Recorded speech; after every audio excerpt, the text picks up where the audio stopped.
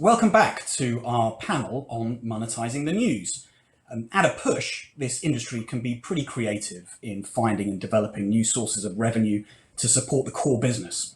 What has worked for news businesses during this pandemic? What options do we have for reviving the advertising model? And how does it all fit with the changing relationship publishers have with their paying readers? We've got an absolute top-notch group to talk us through the issues today. Claire Blunt is the Chief Advertising Officer for The Guardian and also International Chief Executive for the group, running all the commercial operations for The Guardian US and in Australia. Both a barrister and an accountant by training, which is pretty formidable. She joined The Guardian in January from the magazine publisher Hearst. Tara Lajumoki is the Managing Director of FT Strategies, a consulting firm from the Financial Times that advises businesses on their digital transition. She joined the FT after a career that took her through McKinsey and Goldman Sachs. And Noemi Ramirez is the Chief Product Officer and Customer Officer at the news division of Prisa, the owner of El País. She has been at the forefront of the group's data and technology journey over the past 15 years, including the launch of its subscription model at the start of the pandemic. Now, before we start, let me just say that if you are frustrated by my moderating, there's probably been far too much of it this morning already. You can easily fix the situation by just using the Q&A box in the corner to contribute some better questions. We will get to those near the end of the session and have plenty of time for that. And please do use the Twitter hashtag #FTFutureNews if you want to say anything online. And first to Claire, you moved from Hearst to The Guardian while the UK was in lockdown, a kind of pandemic move, I guess. And you've seen from two perspectives what the industry has endured over the past 18 months or so. I mean, can you reflect on what all that has accelerated and particularly in terms of how it's pushed these news businesses towards new sources of revenue? Yeah, certainly. So I think in terms of what the pandemic has done, I think predominantly it's really exacerbated trends that were already pre-existing. Most particularly, I would say the structural decline of print sales, particularly at the newsstand. But I think picking up on your point around creativity, I think our industry has been particularly creative. And if you take the impact of the pandemic on physical events, for example, they've had to be extremely creative in reorientating themselves online. And they've done that very successfully. I think similarly, advertising, the slowdown of advertising, that always kind of goes hand in hand with a kind of general economic slowdown. And we certainly saw that last year.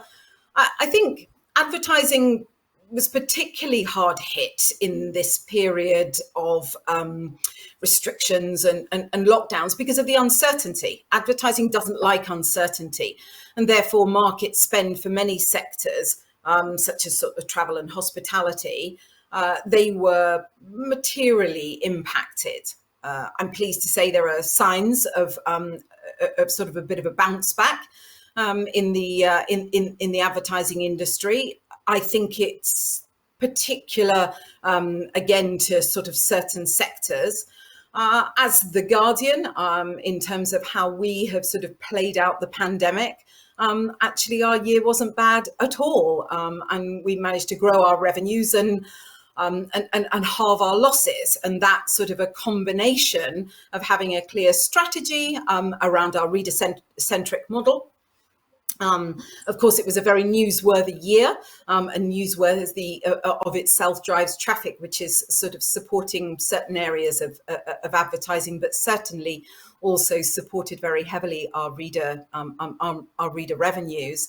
But we also sort of took a significant look at our structure, and we had to kind of reset the business. Obviously, that was before my time. I actually joined in March, Alex, not January. So it's been an even shorter time than you might expect. But in terms of the sort of shift that the business made, the restructuring, we had to restructure for future growth, as many industries have done, and also obviously as I've been a part of at Hearst over those years there. But we're now realigned around areas where we can see sort of real growth.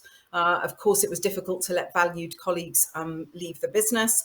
But in terms of the future, I think we're in a really good position to move forward. Thanks Speaking to of the which, success. I just should ask now, colleagues leaving the company, obviously your chief executive stepped down and Thomas stepped down yesterday. I mean, is that a reflection of the kind of tensions that are emerging as media groups try to reorientate their strategies on revenue? I mean, is that a kind of reflection of that to some extent? I really don't think it's a reflection of anything more than the things that have sort of been reported, insofar as, you know, there's a governance review that's being undertaken, as I say, that's been sort of widely reported, and I think that is important.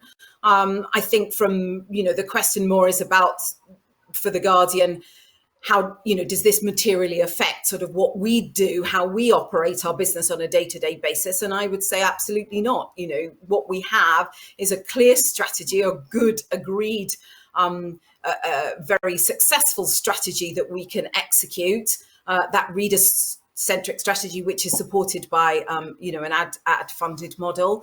And we really need to get on with the sort of business of the day. We are a unique organisation. I will accept that. And I think actually that makes us special and gives us, you know, some of our own challenges. But as I say, we're, you know, from our financial results, as I'd sort of mentioned, you know, we're in a better financial state than we have ever been. We operate across the globe. You know, we're really strong internationally. And I think, you know, difficult decisions sort of have to be made by individuals. You know, we're really in a good place to sort of move onward and upwards. So, yeah, I won't labour the point. But thank you. And Noemi, could you, I mean, how has PRISA managed through this extraordinary period, and where has it really pushed your business in kind of new directions, from the strains of having to manage with it? Well, yeah, as you said, 2020 was an extraordinary year for very well-known reasons. For us, it was also the year in which we launched the digital subscription business at El País, right at the start of the pandemic. I mean, Spain went into lockdown on March 14th, and we had started communicating the new model on March the 8th. So 12 months into this journey, we have more than 100 exclusive digital subscribers. These are very early, yet promising results to face a process that, in my experience, in a very, very short experience, I would say is a hybrid between the resilience of a marathon and the intensity of a 100-meter sprint. But I would like to highlight that this new revenue stream has helped us mitigate the decline of the print business. Whether it was circulation of advertising, we suffered in the same way that Claire was describing. I think the news industry as a whole, I mean, it's pretty obvious that we saw the highest impact and attention in terms of audience interest in our news production, while that didn't come along with higher investment in advertising, all of the contrary. So that impact has been mitigated partially by this new model. And also the impact that the lockdown had on our revenue stream related to events, which is an important one for us as well, was also partially mitigated by the subscriptions. So I think. Sorry, just in March. I mean, when the lockdown was becoming clear, was there a moment where you thought, let's delay the launch of the paywall, or was it always kind of that? There was. Yes, it was. It was actually a very, very intense month. As I was saying, our original plan was to communicate the model in March because Spain is very much behind the subscription model as compared to other countries in Europe or in the US. Our strategy was to dedicate a full month to really, launch the campaign, was very clear about it. explain why we needed this and so on. And so the initial idea was to activate the paywall on April 1st. So when the pandemic hit and when the lockdown was, everyone was sent home, we had a lot of internal, very intense discussions around whether it was the right moment to activate the paywall. So in the end, we decided to push back that decision and activate it in May. And the reason for that was that we didn't think it was the right thing to, launch the paywall right when there was this super intense flow of users coming to our properties, demanding information on high quality journalism. So without thinking about it as a potential model, we had to adapt very quickly. And we ended up being kind of on a membership model for 2 months because people could subscribe with us, even though it wasn't really needed because there was no limitation to us how much they could read. So yes, it was intense. It was an important lesson how to really adapt even when you have a very fixed organized plan that you have been working for at least a year and a half in advance.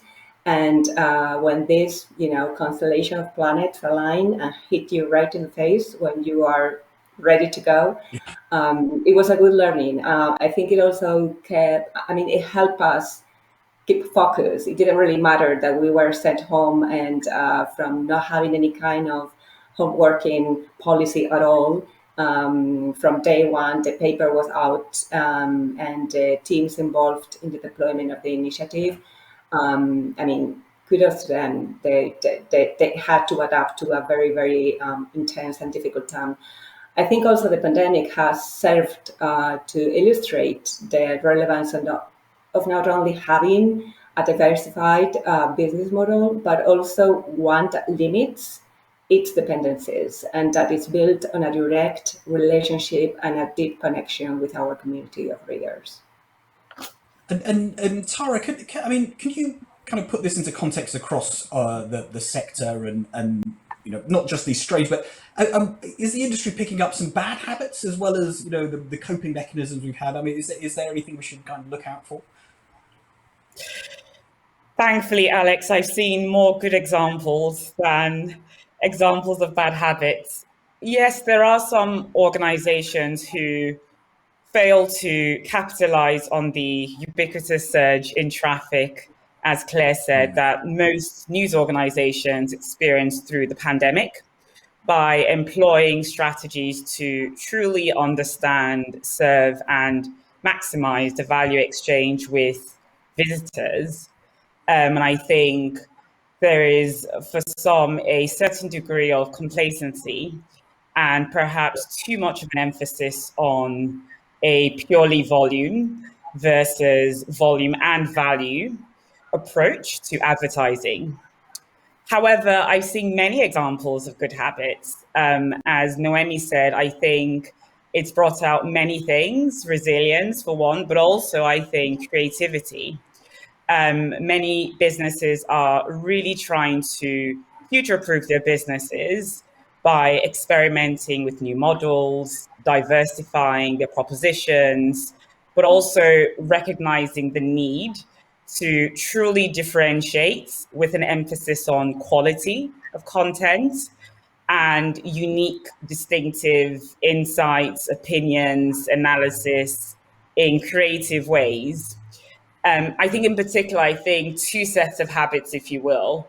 I think one approach is all around deepening existing customer relationships through subscriptions, membership, reader revenue models, often through exciting propositions like podcasts, newsletters, puzzles. And I think a second set of approaches around broadening relationships with existing, but also into newer customer segments, B2B, events, internationally, and even e-commerce. So a few examples come to mind. At the FT, we have had a tremendous year with subscriptions, so much so that we built a consultancy to share our learnings and proven playbook with others in the industry. We've also been using quite successfully really interesting editorial products like our FT Coronavirus newsletter, which is a free but really valuable acquisition tool to reach new audiences, and the mini brand Climate Capital theme, which ties different strands, editorial, video, audio, data visualization, to reach really exciting spaces, but also to really diversify how we present our content. And it's not just the FT. I think, Axios, The Economist, with your own podcast, which again ties different strands around advertising, etc., is really exciting. And I think finally, e-commerce is a really interesting space that we're seeing new exciting opportunities in. Publishers are increasingly active in e-commerce with, affiliate links, branded content, brand licensing. Dennis Publishing recently created Autovia, which combines content with commerce, providing a 360-degree coverage of the UK auto industry for brands, advertisers, and consumers, but also allows consumers to go from reading content and cars to going to the Buy a Car website to purchase an online vehicle. Yeah. So you laid out a few themes there, and I'm going to start with advertising first. And Claire, I mean, The Guardian has a much better understanding of its readers now, through the supporters, through the potential to sign on and so forth.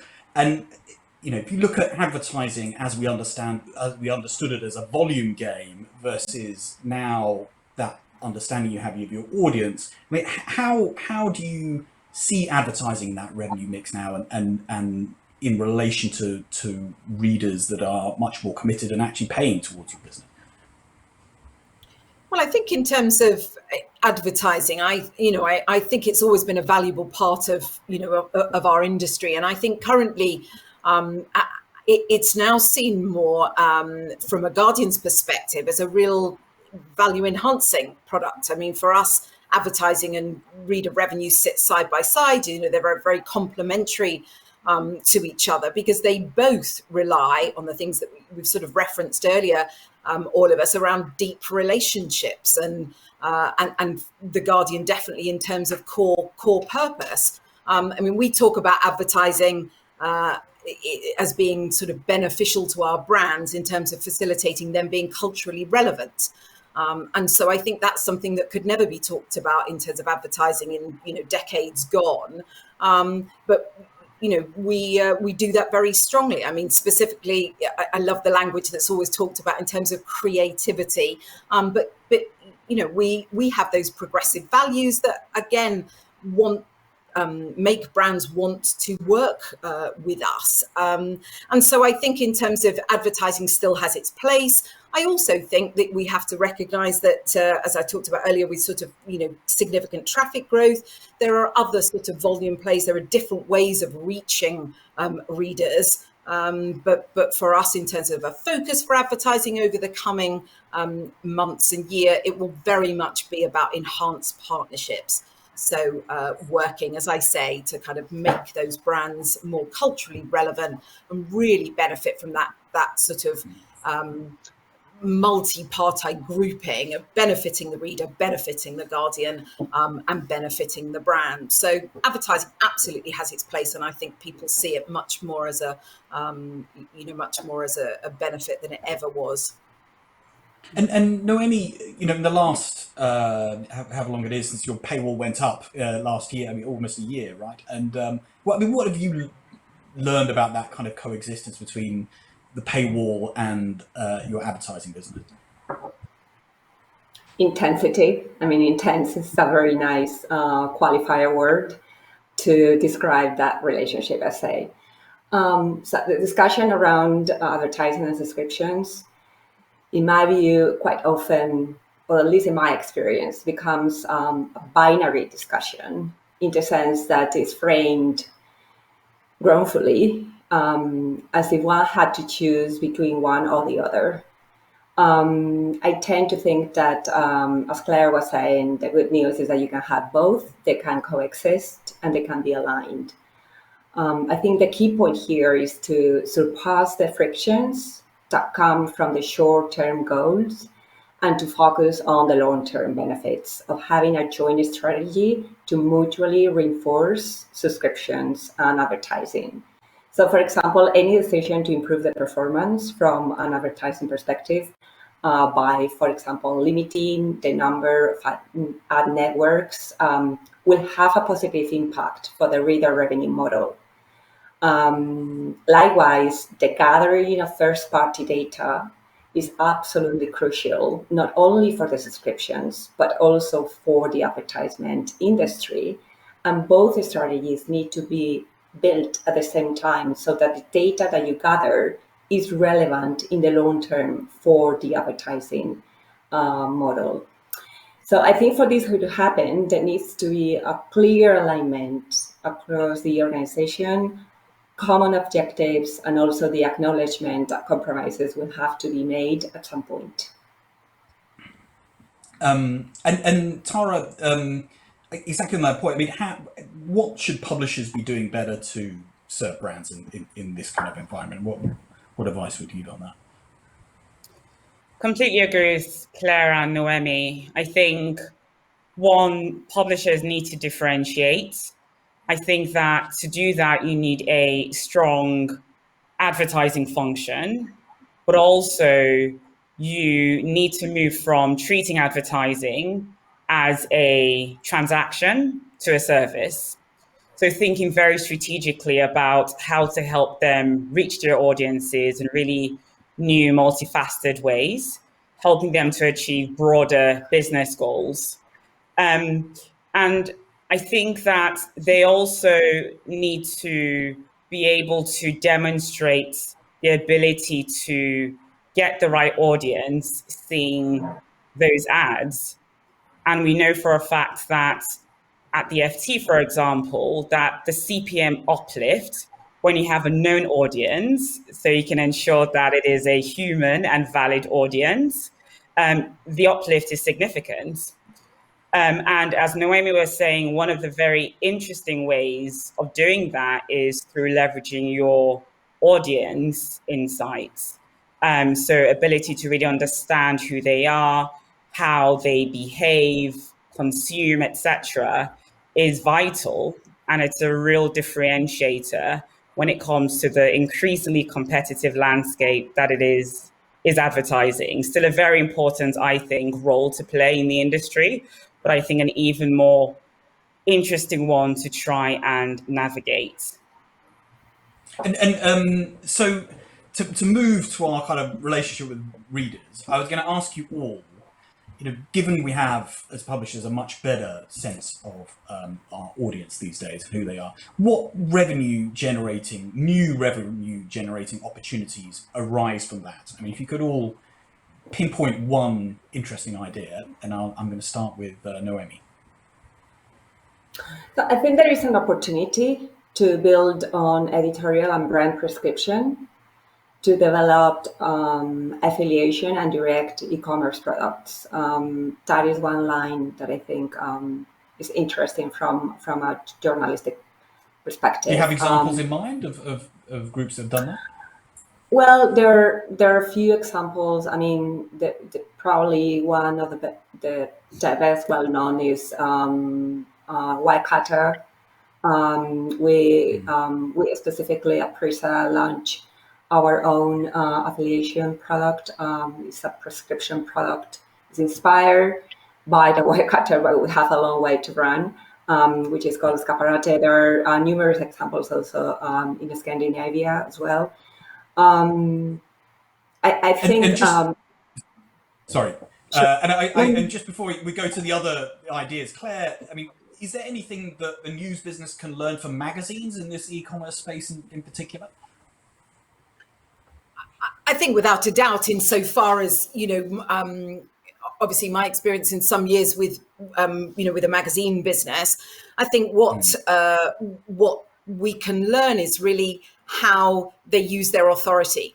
So actually, the kind of magazine businesses were using authority to help readers make good purchases, informed purchases. I mean, take beauty as an example. If you're thinking about choosing a beauty product, having your beauty editor who you read, she or he's content all the time, and you trust and believe what they have to say. And, of course, that's what we talk about all the time about good journalism and good publishing is trust. So they have the trust and authority, and that gives the reader a better experience and gives the reader confidence about purchasing. So that's a very obvious kind of link in terms of how e-commerce can play out for news brands. And I think, from the point of view of what we can learn is that actually news brands have breadth. We also have authority in areas that are more broader than sort of current affairs.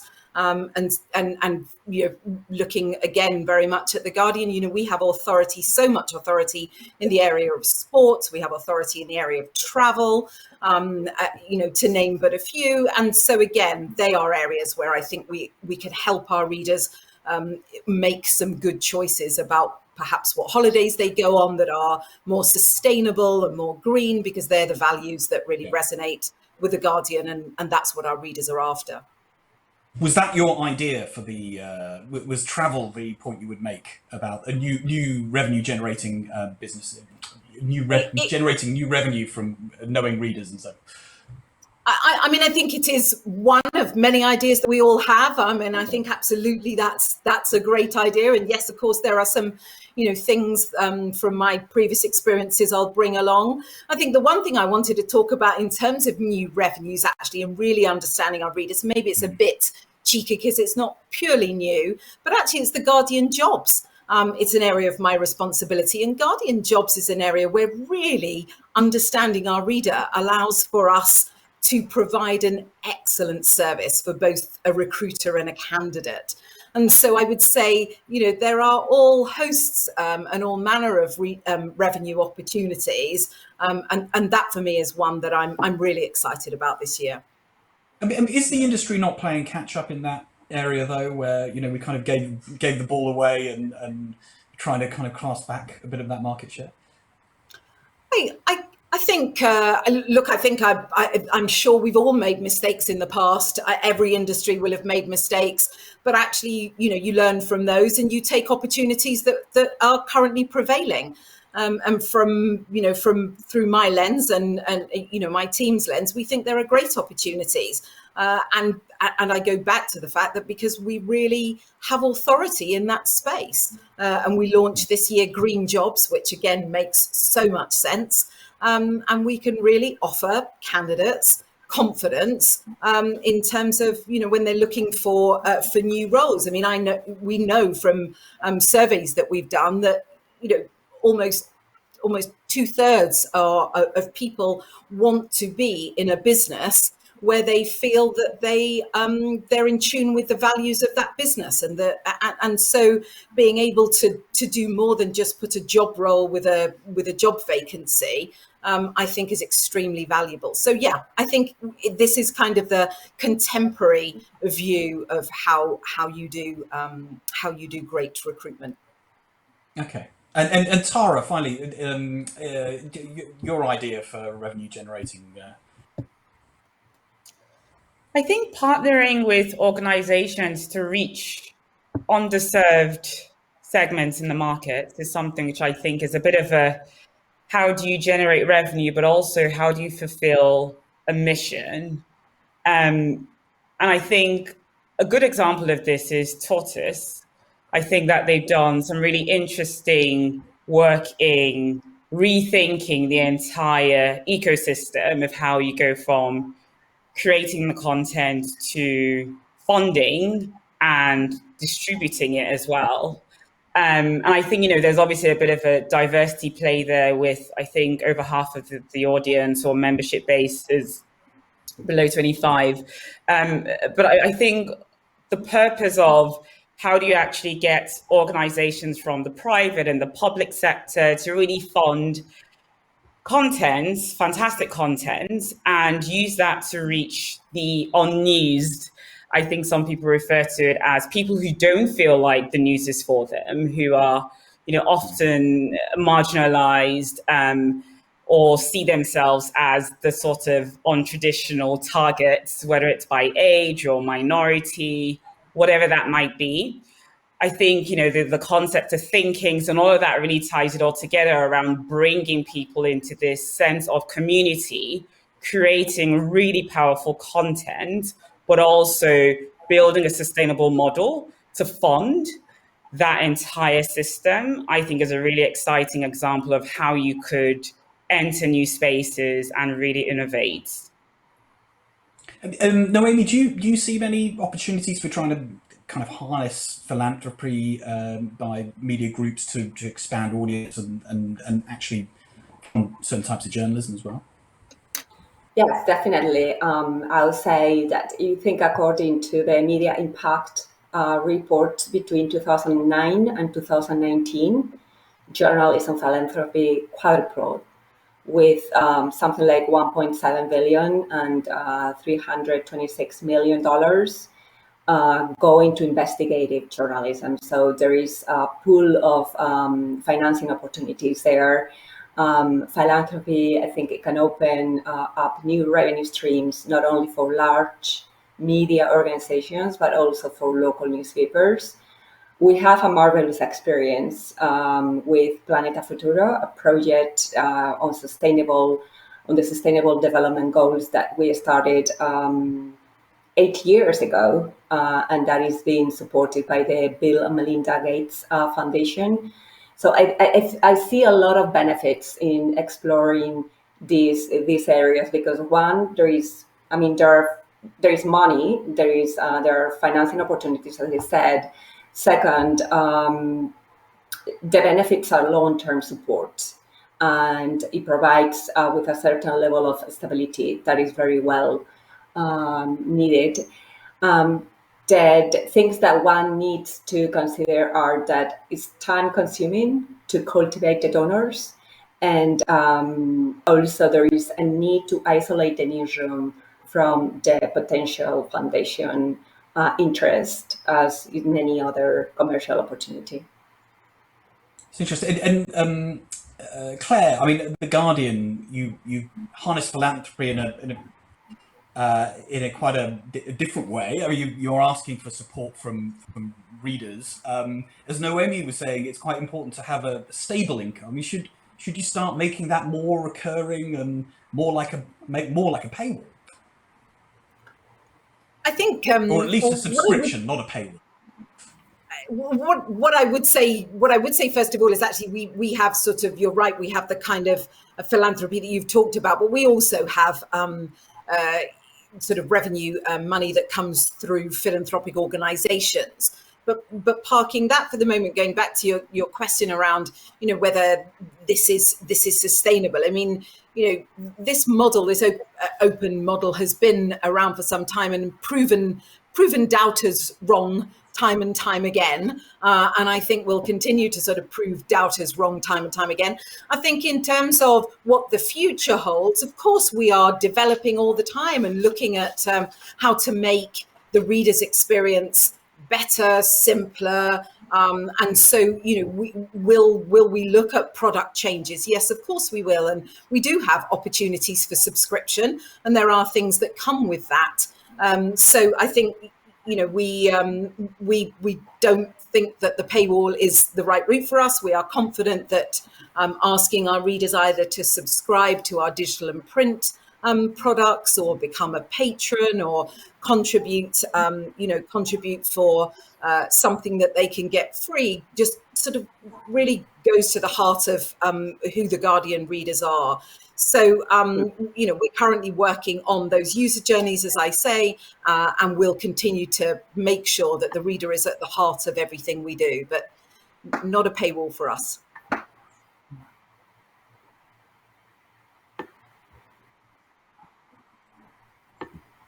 Sorry, I was on mute there. I'm going to turn to the questions in a minute. I was just going to encourage people to send them in case my mute button comes on again, and we can do it in written form. But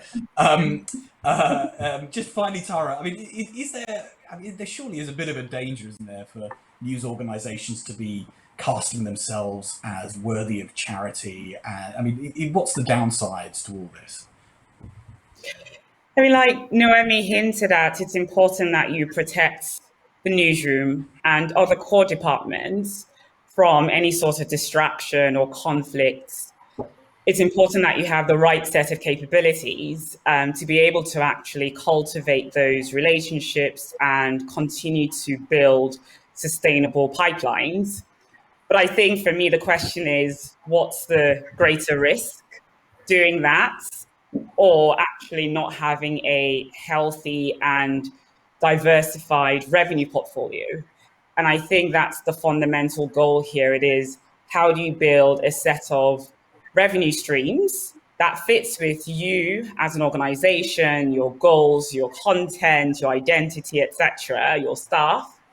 That may be challenging at particular periods, economically, strategically, but is exactly that. You have a set of lifelines that you can rely on that gives you resilience, and most importantly, allows you to focus on doing that which we all hold so dear, protecting and providing independent quality journalism.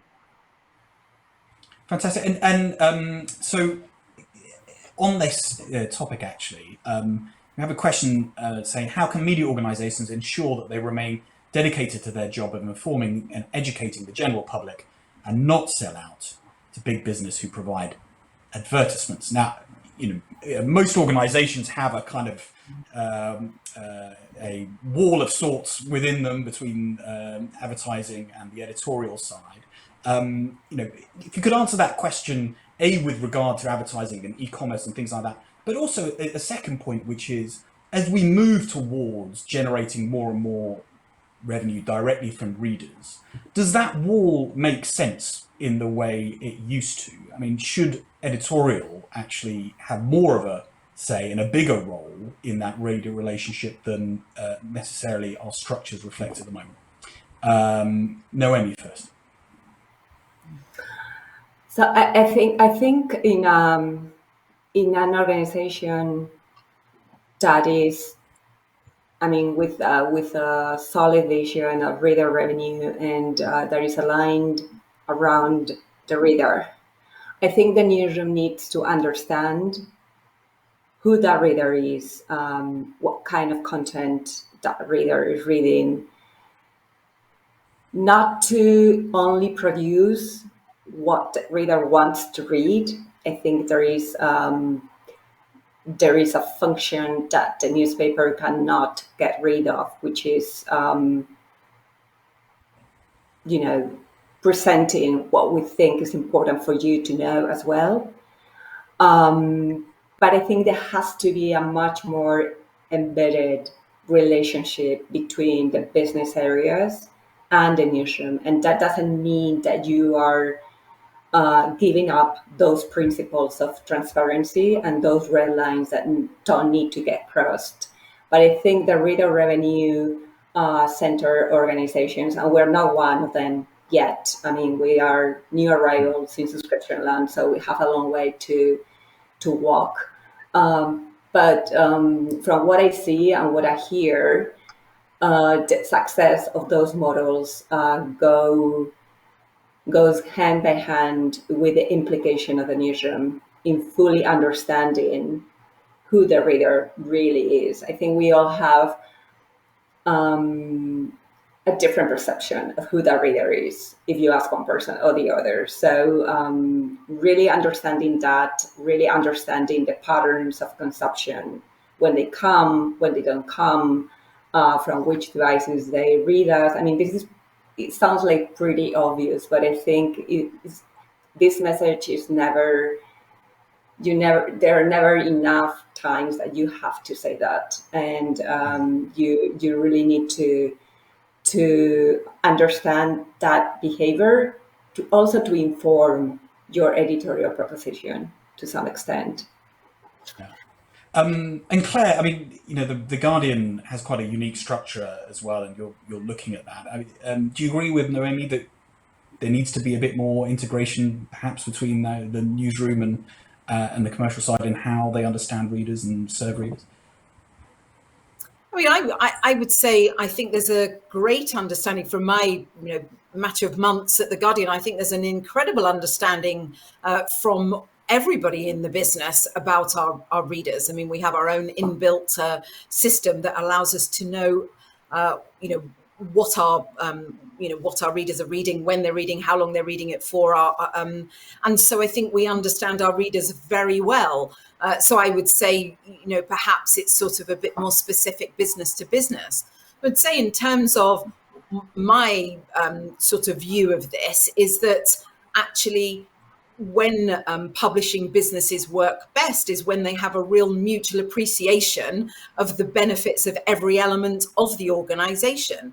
And I'm going to reference something I did yesterday. Kath Viner was our editor-in-chief. Catherine Viner was kind enough to attend a Guardian advertising event for us yesterday afternoon. And she was telling a story about how very early on in her career, she was working on a weekend magazine. And she said, very early on, I realized, oh my goodness, I realize if there's more advertising money, I get more editorial pages. And she said, I thought, oh, this is great. So she said, then I thought, okay, I better see what I can do to help get more advertising money. And so I think that sort of mutual respect and mutual understanding, it isn't at all saying that the advertising dictates what is written. It is a facilitator for how much we can write and how much investment we can make in the editorial side. So I think there's a real mutual appreciation. And I think that virtuous circle that comes out of really good publishing businesses, long may that continue, because that's what I think we need to see. Fantastic. Tara, I'm going to pick on another question because we're running short of time, but what did the FT gain from making its coronavirus news free? Are there any elements that you find can be monetized? And a lot of publications actually kind of lifted the paywall during that period. I mean, what were the potential advantages of doing that? Or was this really a kind of act of kind of an extraordinary act during an extraordinary period? Yes, I would say that's probably one of the most important goals and benefits that we're able to achieve. I think fundamentally journalism at its heart, and I sit on the board of the Bureau of Investigative Journalism, and I see this time and time again there and across many organizations, it's that act of service to society at such an extraordinary time. So we absolutely felt that duty to provide as quickly, as accurately, and as clearly as possible really important information, but also insights and analysis. And to do that in really engaging ways as well. So with the tracker and the visual journalism to bear. So I think that was one big impact. I think another as well, which I mentioned earlier, it was a great marketing tool for us. We're able to reach relevant new segments of the market. For many people who eventually, chose to subscribe or now a lot more engaged, for them, that was a sort of introduction to the FT. So I think, many people say this time and time again, great journalism is probably the best form of marketing for any news organization. And your ability to demonstrate that across a number of ways is really important. And I think the final thing as well is that differentiator. Of course, there are tons of newspapers covering the coronavirus and all the stats, etc. So for us, it was a really interesting challenge to show how we could take all those great capabilities that we have, editorial, analytics, etc., and present something which was really rich and multifaceted and different and offered a really interesting perspective on how to understand what was going on in the world around us and use that information in a really empowering way. So yeah, many benefits that I would highlight those as my top 3. Fantastic. Fantastic. And this is, I'm afraid, our last one. So, and I'll go to Noemi on this. What role, if any, can small and medium-sized businesses, the vast majority of all businesses, and in fact, the main source of revenue for the likes of Facebook and Google in advertising, play directly in helping fund good quality journalism? So how can we tap revenues from SMEs? You have 8 seconds, but we can overrun a little bit, but not too much. Yeah, I was going to say that is a really complex topic to be resolved in a short answer, for sure. So I think we are, I mean, everything that's happened in Australia and in Europe and regulatory discussion and so on, I think it opens up an interesting reflection on how to really cultivate a relationship and a partnership with the platforms that is based on a balanced relationship. And I think everyone agrees, most of the people, I think, or the industry agrees that there is enough area for discussion around what content licensing means. And that has been a model that has been within the news industry for a long time. I welcome those decisions that really support a much more balanced discussion and conversation with the platforms in that regards. Wonderful. I'm afraid we've run out of time. Thank you very much to all 3 of you for a great session. I really appreciate it. I'm going to hand over now very promptly to my colleague Hannah Murphy, who actually pre-recorded this. It's across a few time zones on June 8th, and it's our panel on new models and journalism. It will come up in a few minutes. Thank you very much to you all, and take care. Thank you. Thank you, Alex.